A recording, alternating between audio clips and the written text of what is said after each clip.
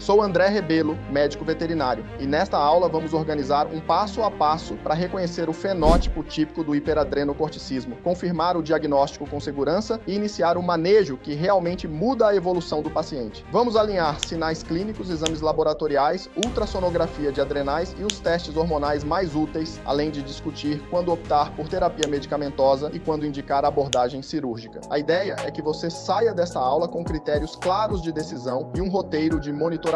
que reduza complicações e leve a um controle estável e mensurável. A síndrome de Cushing ou hiperadrenocorticismo é uma das endocrinopatias mais frequentes em cães e vem aumentando em incidência no mundo, o que exige do clínico domínio de fisiopatologia, sinais clínicos, diagnóstico e manejo para promover estabilidade e reduzir complicações sistêmicas graves. Estimam-se de 1 a 2 casos novos por 1.000 cães ao ano, impulsionados por maior longevidade, melhor acesso à ultrassonografia de qualidade, avanço dos ensaios hormonais e maior familiaridade da equipe clínica com o reconhecimento do fenótipo típico. O eixo hipotalâmico, hipofisário, adrenal, quando desregulado, mantém produção crônica e progressiva de cortisol acima da necessidade, desencadeando um estado multissistêmico que afeta pele, fígado, metabolismo glicídico e lipídico, sistema cardiovascular, rim e sistema músculo-esquelético. No nível anatômico funcional, a zona fasciculada do córtex adrenal é a principal produtora de cortisol e responde ao estímulo do hormônio adrenocorticotrófico secretado pela hipófise, de modo que a maioria dos casos naturais é dependente de ACTH por microadenomas hipofisários que determinam hiperplasia bilateral das adrenais e hipercortisolismo sustentado. Uma fração menor decorre de tumores adrenocorticais, produtores autônomos de cortisol, geralmente unilaterais, que dispensam o comando hipofisário e cursam com assimetria acentuada de adrenais na imagem. Existem ainda hiperplasias adrenais idiopáticas, produções ectópicas de ACTH por neoplasias e um subconjunto de casos subdiagnosticados que mimetizam o quadro clássico, mas não se confirmam de imediato em testes, exigindo reavaliação sequencial. O fenótipo clínico se constrói ao longo do tempo pela ação catabólica e imunomoduladora do cortisol e inclui polifagia, poliúria, polidipsia, ganho de peso com abdômen pendular, fraqueza muscular, intolerância ao exercício, hipertensão e dislipidemia com elevação de colesterol e triglicerídeos. Na pele, observa-se rarefação pilosa, alopecia bilateral simétrica,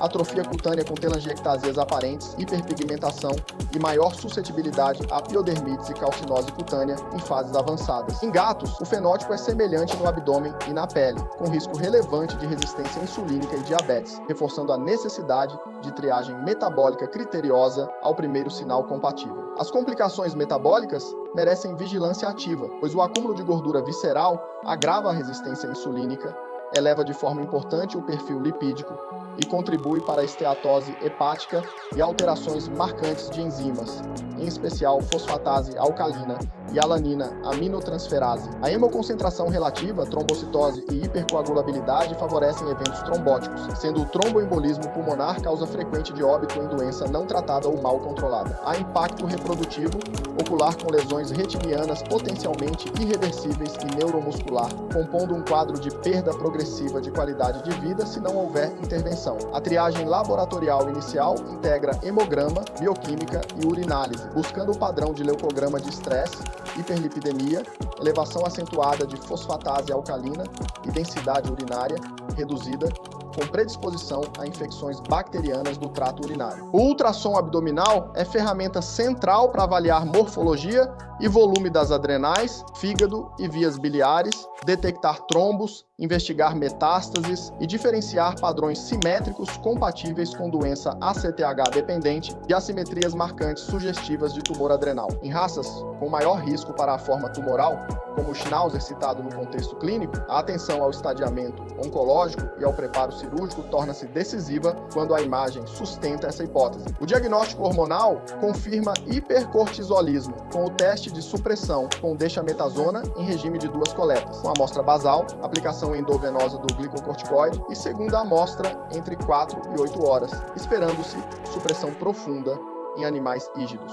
Valores muito baixos na segunda coleta afastam a doença, enquanto redução insuficiente ou ausência de supressão confirmam hipercortisolismo, com pontos de corte ilustrados em exemplos práticos, como segunda amostra abaixo de 0,9 microgramas por decilitro para normalidade e acima de 1,2 microgramas por decilitro para positividade, respeitadas as particularidades metodológicas. A dosagem basal de ACTH endógeno auxilia na diferenciação entre formas dependentes com ACTH elevado e formas adrenais com ACTH suprimido, sem substituir o teste de supressão, e o teste de estímulo por ACTH é reservado preferencialmente ao monitoramento terapêutico. O tratamento deve ser multimodal, indo além do fármaco específico com abordagem dietética hipocalórica para reduzir gordura visceral, controle de hipertensão, correção de dislipidemia, uso de antioxidantes, modulação com ácidos graxos ômega 3, suporte hepatobiliar e antibióticos apenas diante de infecção documentada. O trilostano é o agente de escolha contemporâneo para a forma dependente de ACTH por inibir de forma competitiva a enzima 3-beta-hidroxiesteroide desidrogenase e reduzir a produção de cortisol de maneira ajustável e reversível. Iniciar com doses mais baixas por quilograma em 2 tomadas diárias tende a melhorar a efetividade e a tolerabilidade clínica, escalonando conforme resposta, já que a sensibilidade individual varia de ultrassensível a ultrarresistente. O monitoramento combina clínica e teste de estímulo por ACTH, medindo o cortisol 1 hora após a aplicação do peptídeo sintético, com faixa-alvo de controle terapêutico em torno de 2 a 5 microgramas por decilitro no pós-ACTH, sempre correlacionando com resolução de poliúria, polidipsia, polifagia e melhora dermatológica. Resultados discretamente acima da faixa-alvo pedem ajuste para cima se a clínica não estiver controlada, enquanto valores muito baixos com sinais de hipocortisolismo orientam redução da dose para evitar insuficiência adrenal e iatrogênica. A periodicidade dos controles nas primeiras fases pode ser quinzenal, mensal ou bimestral, de acordo com a estabilidade clínica, com rechecagem de eletrólitos por possível efeito sobre cascatas de mineralocorticoides, especialmente quando associado a inibidores da enzima conversora de angiotensina ou espironolactona. Eventos adversos do trilostano tendem a ser gastrointestinais, como vômito, diarreia e hiporexia, que costumam ceder com suspensão temporária por 2 a 3 dias e reintrodução em dose menor após melhora, distinguindo-se cuidadosamente o efeito do fármaco de manifestações não relacionadas como dor de base, que se torna mais evidente com a queda do cortisol. É esperado que adrenais aumentem gradualmente de tamanho por estímulo hipofisário persistente, mesmo com bloqueio enzimático periférico, o que não significa piora da doença quando a clínica e os hormônios estão sob controle. O segmento deve incluir metas explícitas de normalização gradual de perfil lipídico, redução de enzimas hepáticas e mitigação de risco trombótico, dado o peso dessas variáveis no prognóstico. Na forma ACTH independente por tumor adrenal, a primeira linha é a abordagem cirúrgica com adrenalectomia, preferencialmente após estadiamento por tomografia ou ressonância para pesquisa de invasão vascular, trombos e metástases, e com suporte de centros habilitados, inclusive para trombectomia quando indicado. A videolaparoscopia é uma alternativa em casos selecionados, e o pós-operatório demanda vigilância entre 48 e 72 horas para ajustes hemodinâmicos e eletrolíticos, com perspectiva de bom desfecho quando a doença é localizada. Em pacientes inoperáveis por comorbidades cardiológicas ou restrições logísticas, o uso de trilostano pode reduzir o cortisol e oferecer ganho clínico parcial, embora não trate a causa oncológica. O raciocínio prático integra etapas sequenciais e reprodutíveis para reduzir erro e acelerar o alívio dos sinais no dia a dia da clínica. Comece pela anamnese dirigida e pelo exame físico atento ao abdômen pendular, a pele frágil, a hiperpigmentação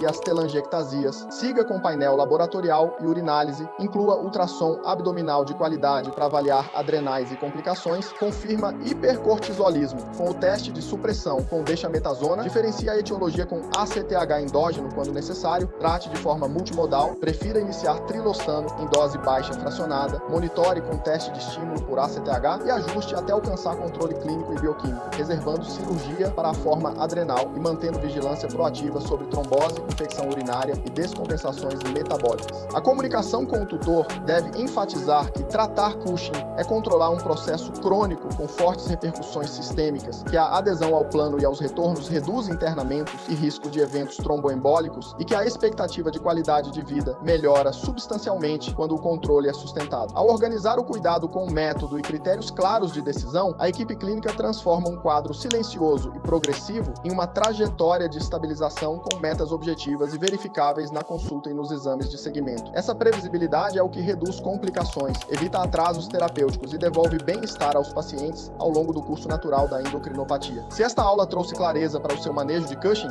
inscreva-se no canal agora agora e ative as notificações para receber as próximas aulas. Deixe nos comentários os temas que você quer ver nas próximas aulas e compartilhe este vídeo com colegas para fortalecermos a prática baseada em evidência na rotina. Muito obrigado por acompanhar até aqui e nos vemos no próximo conteúdo com casos práticos e ajustes finos de tratamento.